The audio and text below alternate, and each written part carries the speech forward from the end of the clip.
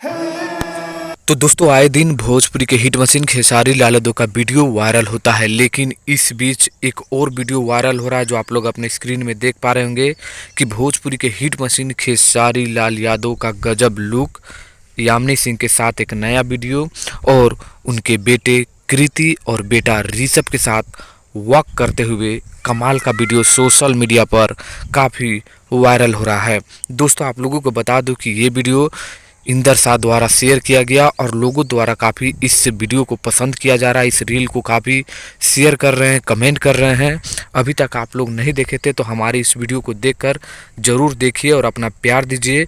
कमाल का वीडियो है दोस्तों, जहां पर खेसारी लाल यादव और उनके बेटे ऋषभ और बेटी कृति का विवादों के बाद पहला वीडियो एक्शन के साथ वायरल हो रहा है। तो आप लोग भी देख लिए, आप लोगों को कैसा लगा जरूर कमेंट करिएगा। ये वीडियो पसंद लगा तो लाइक करिए, शेयर करिए। चलिए मिलते हैं नेक्स्ट वीडियो में दोस्तों, तब तक के लिए धन्यवाद।